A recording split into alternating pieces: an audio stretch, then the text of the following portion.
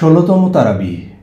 ষোলতম তারাবির পঠিতব্য অংশ হল কুরআনের ১৯ নম্বর পারা। এতে আছে সূরা ফুরকানের অবশিষ্টাংশ, সূরা শুআরা ও সূরা নামলের প্রথমার্ধ। ঘটনাবলী: জিহ্বায় জড়তা থাকার কারণে হযরত মূসা আলাইহিসসালামের সঙ্গী বানিয়ে হযরত হারুন আলাইহিসসালামকে দাওয়াতের মিশনে ফিরআউনের কাছে পাঠানো হয়। এ সময়ে হযরত হারুন আলাইহিসসালাম নবুয়ত লাভ করেন। ফিরআউন হযরত মূসা আলাইহিসসালামের মুজিজাকে জাদু বলে উড়িয়ে দেওয়ার চেষ্টা করে। যে ফিরআউন মূসার আগমন ঠেকানোর জন্য বহু শিশু হত্যা করে, মহান আল্লাহ তাআলা তারই গৃহে হযরত মূসা আলাইহিসসালামকে বড় করে তার কাছেই দাওয়াতি মিশনে প্রেরণ করেন এবং এই মূসার মাধ্যমেই ফিরআউনের পতন ঘটান। সূরা শুআরা আয়াত 10 থেকে 68।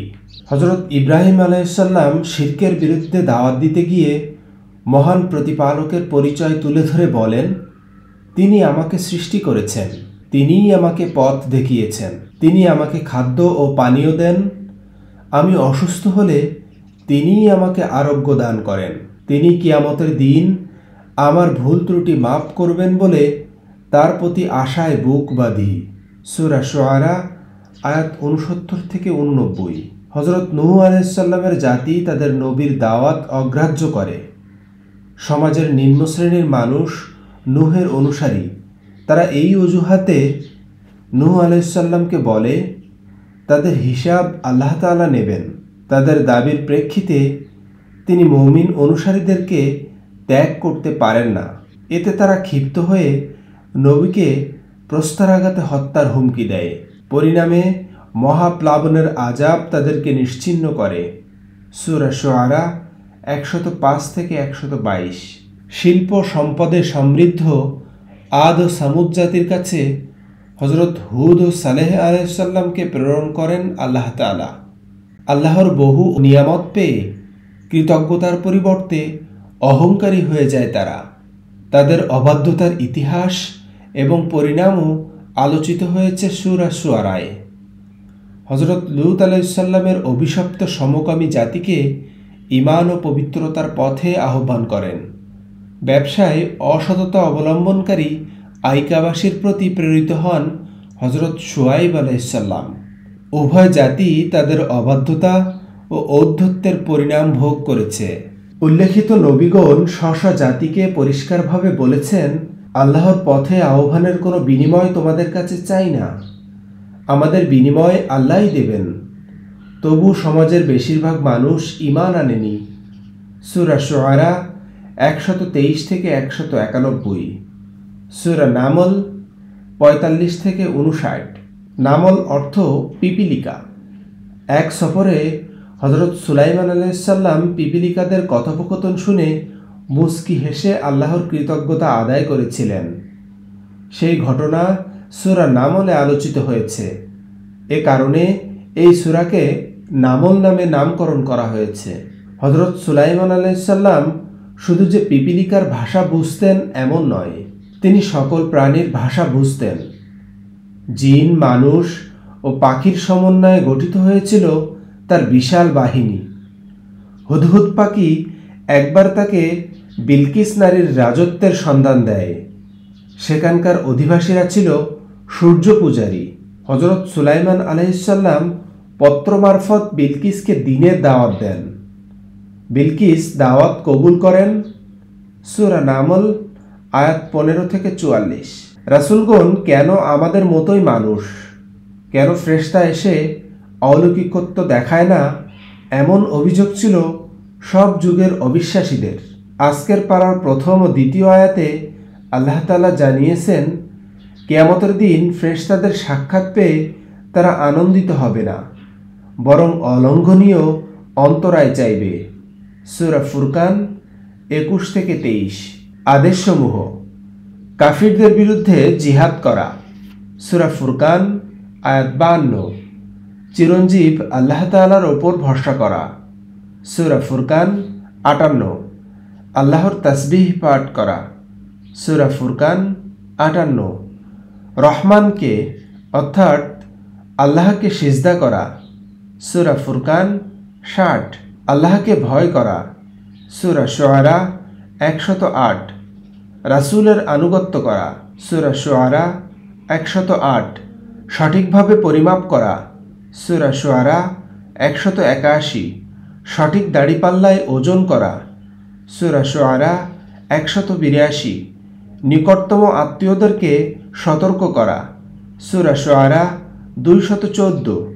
পরাক্রমশালী দয়ালু আল্লাহ তাআলার ওপর ভরসা করা, সূরা শুআরা 217। নিষেধসমূহ, কাফিরদের আনুগত্য না করা, সূরা ফুরকান 52। যারা মাপে কম দেয় তাদের অন্তর্ভুক্ত না হওয়া, সূরা শুআরা 181। প্রাপ্য জিনিস কম না দেয়া, সূরা শুআরা 183। পৃথিবীতে ফ্যাসাদ সৃষ্টি না করা, সূরা শুআরা 183। আল্লাহর সাথে অন্য উপাস্যকে আহ্বান না করা, সূরা শুআরা 213। উম্মার কল্যাণে রাসূলের ব্যাকুলতা, প্রিয় নবী সাল্লাল্লাহু আলাইহি ওয়াসাল্লাম উম্মার কল্যাণ কামনায় কতটা ব্যাকুল ও অস্থির ছিলেন তা সূরা তহার শুরুতে যেমন ফুটে উঠেছে, সূরা শুআরার শুরুতেও বলা হয়েছে, হে রাসূল, তারা ঈমান আনছে না, এই দুঃখে আপনি হয়তো নিজেকে শেষ করে দেবেন। আয়াত 3। রহমানের বান্দাদের গুণাবলী, কষ্ট স্বীকার করে যারা নিম্নোক্ত গুণাবলী অর্জন করবে তাদেরকে জান্নাতের সুসংবাদ দেয়া হয়েছে, তারা সেখানে চিরকাল থাকবে। 1 পৃথিবীতে বিনম্রভাবে চলাফেরা করে। 2 মূর্খদের সাথে তর্ক এড়িয়ে চলে। 3 রাত জেগে তাহাজ্জুদ আদায় করে। 4 জাহান্নাম থেকে মুক্তির জন্য দোয়া করে। 5 ব্যয়ে মধ্যম পন্থা অবলম্বন করে। 6 আল্লাহর সাথে কাউকে শরিক করে না। 7 অন্যায়ভাবে কাউকে হত্যা করে না। 8 জিনা ব্যভিচার করে না। 9 মিথ্যা সাক্ষ্য দেয় না। 10 অনর্থক কাজ থেকে নিজেকে বাঁচিয়ে চলে। 11 আল্লাহর কিতাব দ্বারা উপদেশ দান করা হলে তা মনে প্রাণে গ্রহণ করে। 12 চক্ষু শীতলকারী উত্তম স্ত্রী ও সন্তানের জন্য দোয়া করে। সূরা ফুরকান আয়াত 63 থেকে 74। কিয়ামতের দিন পাপিষ্ঠদের অনুতাপ, মন্দ সঙ্গ ও খারাপ পরিবেশ মানুষকে মন্দের দিকে ধাবিত করে। কিয়ামতের দিন পাপিষ্ঠ লোকেরা মন্দ সঙ্গ অবলম্বনের পরিণতি দেখে আফসোস করে বলবে, হায় আমার দুর্ভোগ, আমি যদি উমুককে বন্ধুরূপে গ্রহণ না করতাম, আমি যদি রাসূলের সাথে পথ ধরতাম, কিন্তু তখন আফসোস করে কোনো লাভ হবে না। সূরা ফুরকান 27 ও 28। আজকের শিক্ষা, কুরআনের প্রতি অবিশ্বাস, বিশুদ্ধ তিলাওয়াত না করা, কুরআন অনুধাবন এবং আমল পরিহার করাকে কুরআন পরিত্যাগ বলা হয়েছে। মহান আল্লাহ তাআলা সতর্ক করে বলেছেন, কুরআন পরিত্যাগকারীদের বিরুদ্ধে কিয়ামতের দিন স্বয়ং রাসূল সাল্লাল্লাহু আলাইহি ওয়াসাল্লাম আল্লাহর নিকট অভিযোগ দায়ের করবেন। সূরা ফুরকান 30। কুরআনে এমন এক পিপীলিকার আলোচনা স্থান পেয়েছে যে কিনা অন্য পিপীলিকাদের ধ্বংসের হাত থেকে বাঁচানোর উদ্যোগ গ্রহণ করেছিল। মানবজাতির পারস্পরিক কল্যাণকামিতা, ভালো কাজের আহ্বান এবং মন্দ কাজ বন্ধে উদ্যোগী হওয়ার গুরুত্ব এই ঘটনার মাধ্যমেই স্পষ্ট হয়। সূরা নামল 18। আজকের দোয়া, রব্বানা হাব লানা মিন আজওয়াজিনা ওয়া যুররিয়াতিনা কুররাত আ'য়ুন ওয়াজআলনা লিল মুত্তাকিনা ইমামা। হে আমাদের পালনকর্তা, আমাদের স্ত্রী এবং আমাদের সন্তানের পক্ষ থেকে আমাদের জন্য চোখের শীতলতা দান করুন এবং আমাদেরকে মুত্তাকিদের জন্য আদর্শ স্বরূপ করুন। সূরা ফুরকান আয়াত 74।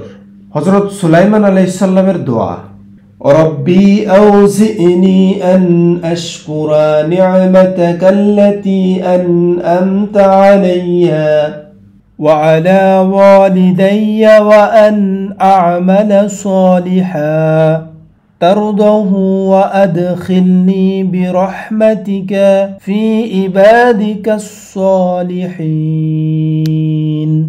হে আমার প্রতিপালক, আমাকে তাওফিক দিন যেন কৃতজ্ঞতা প্রকাশ করতে পারি সেই সকল নিয়ামতের যা আপনি দান করেছেন আমাকে ও আমার পিতামাতাকে, এবং করতে পারি এমন সৎ কাজ যা আপনি পছন্দ করেন।